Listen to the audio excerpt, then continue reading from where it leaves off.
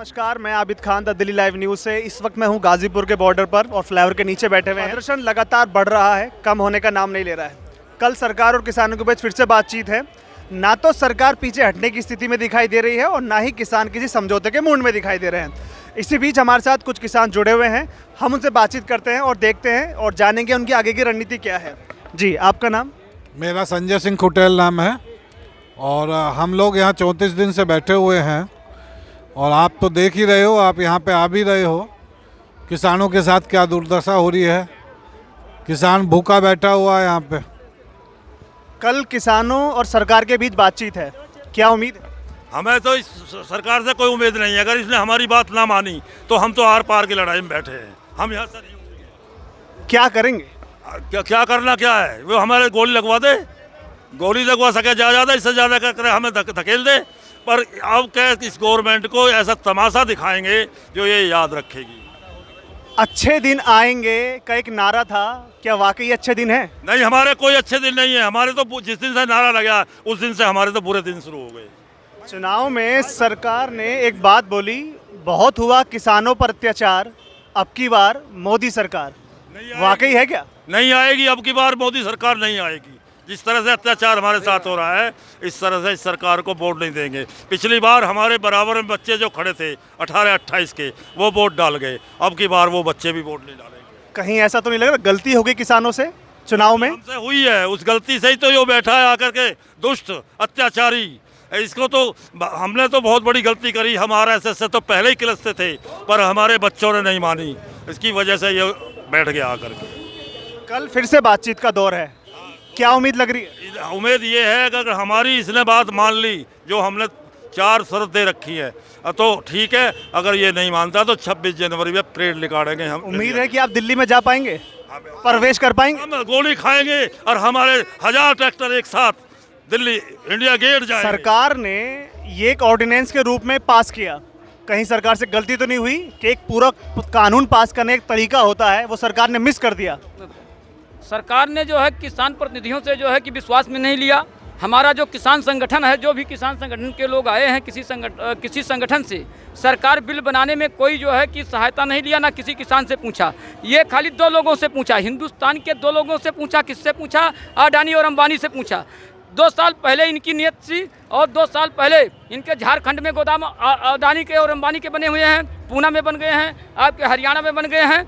ये जो कानून लेकर आ रहे हैं, ये किसान विरोधी कानून है। वो 1955 का जो कानून बना था, माननीय पूर्व प्रधानमंत्री पंडित जवाहरलाल नेहरू ने बनाया था कानून, भंडारण एक्ट, कि कोई खाने पीने की सामग्री को भंडारण नहीं कर सकता, जैसे लहसुन, प्याज, आलू, टमाटर या किसी बड़े जो है कि पैमाने पर इसको भंडारण नहीं कर सकता है।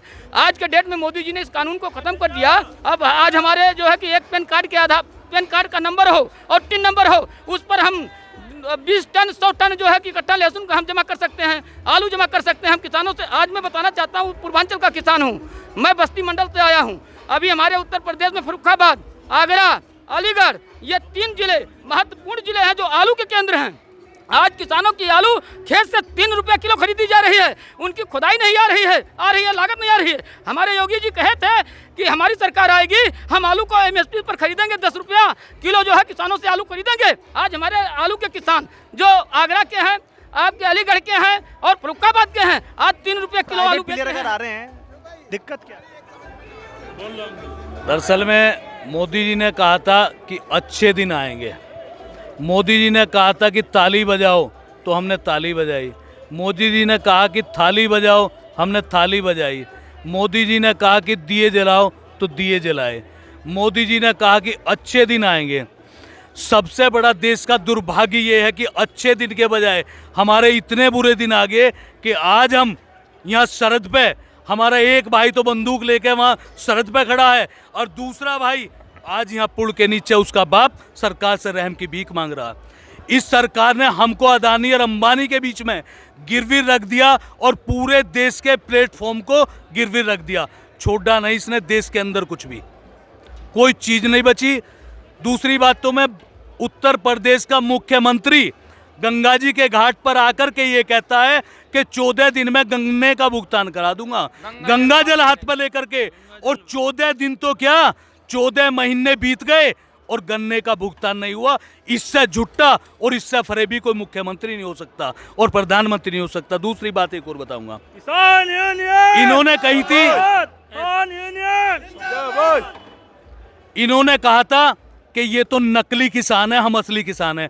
अभी इन्होंने 25 दिसंबर में अटल बिहारी वाजपेयी की जयंती मनाई थी। भोजपुर ब्लॉक है, मैं गांव खंजरपुर का रहने वाला हूं, डिस्ट्रिक्ट गाजियाबाद में। मोदी नगर के पास में गांव है मेरा खंजरपुर।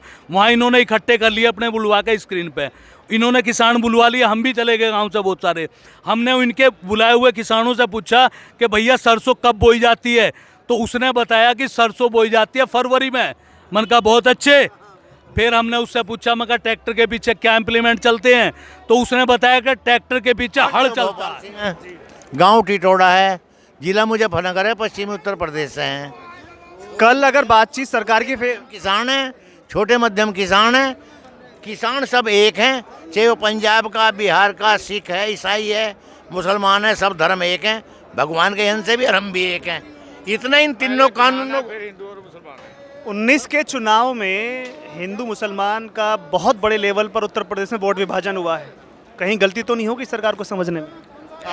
ऐसा है, इस सरकार ने भगा लिए थे, इसके भगावे में आ गए। इस सरकार को सब जान गए, ये सरकार तो जिनकी। कल बातचीत फिर से है, उम्मीद क्या है? हमारा तो ये उम्मीद है कि भगवान से सतबुद्धि दे दे और ये तीनों इन्हें जो कृषि विरोधी कानून बनाए, खेती होगी, ये खेती विरोधी, इन्हें रद्द कर दे और हम अपने घर को चले जा। ना किए तो 6 साल भर हो जा, इतने तो रद्द करनी पड़ेंगे। इतने रद्द नहीं हुए, इतने ये जाने के ही नहीं, किसान यहीं रहेंगे।